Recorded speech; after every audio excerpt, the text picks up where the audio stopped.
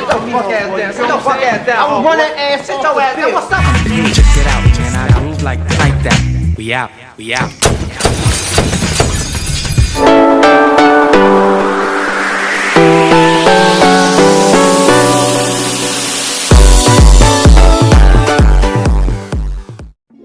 Halo guys, jumpa lagi di channel Rek Pentul. Pada kesempatan kali ini akan bahas alur cerita film yang berjudul Freedom Fighter, menceritakan seorang guru baru pada tahun pertamanya yang pada masa tersebut banyak kerusuhan yang berujung kematian dikarenakan perebutan wilayah, kehormatan, dan bertahan hidup dari kekerasan antar gangster, baik itu kulit hitam maupun kulit putih. Guru baru tersebut mendapat kelas yang sangat luar biasa istimewa, dan ia harus bersabar untuk menghadapi murid-murid tersebut. Tanpa lama-lama, langsung saja pada pembahasannya. Tapi sebelum lanjut pada pembahasan, jangan lupa untuk dukung terus channel ini dengan cara klik subscribe dan klik simbol lonceng untuk berlangganan video terbaru lainnya. Adegan dimulai di Los Angeles, California pada tahun 1992. Kota ini seperti wilayah perang. Kerumunan yang berkumpul di taman pusat kota sengaja menjarah dan menyerbu toko menggunakan senjata api yang mengakibatkan 120 pembunuhan. Semua itu berawal dari kekerasan antar geng dan konflik rasial.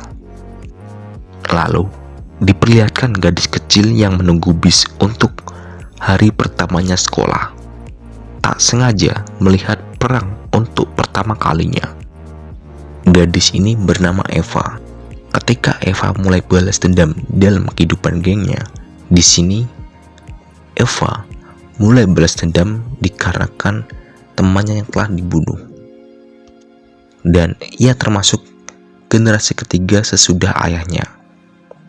Tidak peduli orang Latin, Asia, atau kulit hitam yang beresiko ditembak setelah keluar dari rumah, dan mereka rela berkelahi dan saling membunuh untuk perebutan wilayah, kekuasaan, kebanggaan, dan rasa hormat.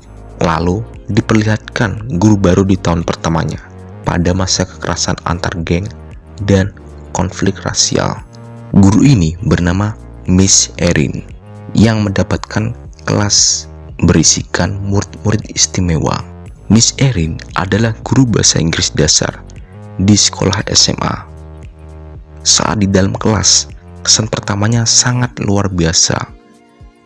Terjadi keributan antar murid yang bernama Jamal dan Adrian. Saat Miss Erin mengobrol dengan rekan kerjanya dan menyarankan untuk tidak terlalu menanggapi mereka, nantinya mereka akan menghilang dengan sendirinya. Tapi Miss Erin dengan optimis berkata, kalau aku melakukan tugasku, mereka akan mengantri di depan pintu. Dengan sekolah diperlihatkan perbedaan ras antar murid yang berkumpul berdasarkan rasnya masing-masing. Pada hari berikutnya, muncullah masalah. Jamal dengan sengaja mengambil tasnya Cindy, dan mereka keluar karena mendengar kerusuhan. Lalu terjadilah perkelahian antar ras. Saat Miss Erin pulang, merasa sedih karena di tahun pertamanya banyak masalah yang terjadi. Tapi suaminya yang bernama Rico memberikan semangat pada Miss Erin. Setiap hari ada saja permasalahan yang muncul, baik itu perkelahian, bolos jam pelajaran yang hanya tinggal 2 orang siswa saja. Lalu pihak keamanan memaksa para murid untuk masuk. Saat malam harinya terjadi baku tembak yang menewaskan seseorang, dan Eva dari kelas Miss Erin menjadi saksi utama dalam kejadian tersebut. Lalu saat pelajaran berlangsung, Tito membuat ulah dengan menggambar karikatur yang menjelekkan Jamal. Miss Erin mencoba untuk menenangkan kelas tersebut. Banyak para murid tidak terima, tapi Miss Erin berkata, Apa karena ini kalian akan mati sia-sia dan membusuk di tanah sampai semua orang melupakannya? Semua murid terdiam. Saat Miss Erin akan menjelaskan Nazi, bel pun berbunyi. Lalu Miss Erin mencoba metode mengajar yang berbeda dengan sebuah game. Nantinya para murid harus menjawab. Kalau sesuai, mereka harus mendekati garis. Tapi kalau tidak, maka mereka harus mundur. Pertanyaan dimulai dari musik kesukaan hingga kehilangan teman yang dikarenakan kekerasan antar geng, dan minta para murid untuk menuliskan kisah mereka di dalam sebuah jurnal. Jika kalian ingin Miss Erin baca jurnalnya, taruhlah di dalam loker yang nantinya akan dikunci setelah pelajaran usai. Pada saat pertemuan dengan wali murid, tidak ada satu orang pun yang hadir. Lalu Miss Erin teringat dengan jurnal para siswa. Setelah dilihat, ternyata permasalahannya sangat kompleks. Pertama, setiap dalam perang ada musuh, dan melihat ibunya dipukuli setengah mati, lalu melihat darah dan air mata mengalir menetes di wajahnya. Pada suatu hari, dia tak mampu membayar uang sewa dan bermalam di jalan. Cerita selanjutnya, ada dua orang anak kecil. Salah satunya menemukan pistol, akan tetapi tidak tahu cara menggunakannya. Saat dipegang, terdengar suara tembakan, dan temannya pun mati.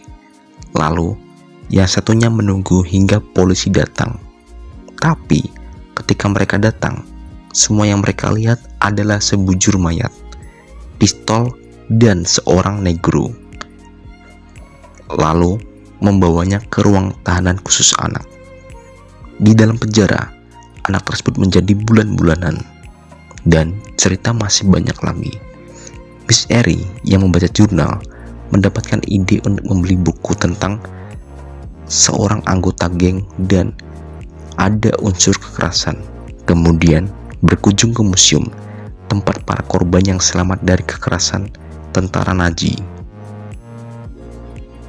Berlanjut makan malam bersama para korban yang selamat. Ternyata Miss Erin melakukan semua ini, dari membeli buku hingga makan malam, dari uang kerja sampingannya. Setelah dari museum, terlihat perubahan para murid. Sudah tidak ada lagi batasan antar geng maupun ras. Mereka sudah terbiasa dan saling akrab satu dengan yang lain. Di dalam kelas, Miss Erin sudah mempersiapkan para murid untuk bersulang pada perubahan dengan cara mengungkapkan hal buruk dan berjanji untuk berubah. Di sini, Miss Erin sudah bisa mengambil hati para murid, dan hubungan guru dan murid pun semakin akrab.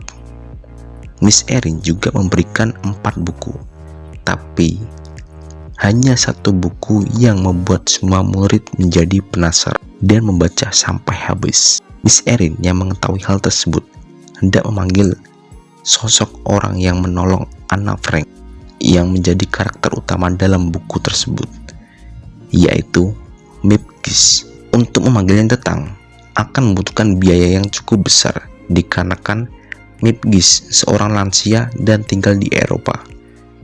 Para murid yang sangat antusias akan membantu untuk pengumpulan dana dengan membuka rumah makan lokal dan kontes tari. Kemudian Mipgis pun datang dan bercerita bahwa dulu saat ia sedang bekerja, ada seorang anak Yahudi meminta pertolongan. Mipgis dengan sukarela membantu. Sampai beberapa menit kemudian, pasukan Nazi pun datang sambil menodong pistol ke arah Mipgis sambil berkata, "Barang siapa yang ketahuan menyembunyikan orang Yahudi terpaksa akan dibunuh." Mipgis melakukan hal tersebut dikarenakan ia harus melakukan sesuatu yang benar dengan menyelamatkan Anna Frank yang tidak bersalah. Mendengar Mipgis, Eva pun tergugah untuk melakukan hal yang baik dengan mengungkapkan pelaku utama pembunuhan yang terjadi di minimarket. Pada hari berikutnya, saat Miss Erin pulang kerja, Rico sudah berkemas barang-barangnya sambil berkata bahwa ia ingin pisah dengan Miss Erin yang lebih mementingkan para murid daripada dirinya sebagai suami. Pada akhir pekan, saat Miss Erin akan bersih-bersih, ayah menguatkan Miss Erin agar tetap kuat menjalaninya. Di dalam kelas, para murid menginginkan Miss Erin untuk tetap menjadi wali kelas sampai lulus SMA. Dengan peraturan sekolah, tidak mungkin untuk menjadi wali kelas sampai lulus SMA. Tapi Miss Erin mencoba untuk terus berusaha sampai menyatukan jurnal para murid yang diberi judul Freedom Writer, lalu menyampaikan kepada Dewan Pendidik, yang kemudian diadakan rapat tertutup untuk membahas masalah Miss Erin. Singkat cerita, Miss Erin diterima usulannya sampai para murid dapat lulus SMA. Setelah lulus, Miss Erin meninggalkan SMA untuk mengajar di Universitas Negeri California dan mendampingi para murid. Kemudian, para murid yang sudah sukses dengan Miss Erin bekerja sama mendirikan yayasan yang bernama Freedom Writers, dan film pun selesai.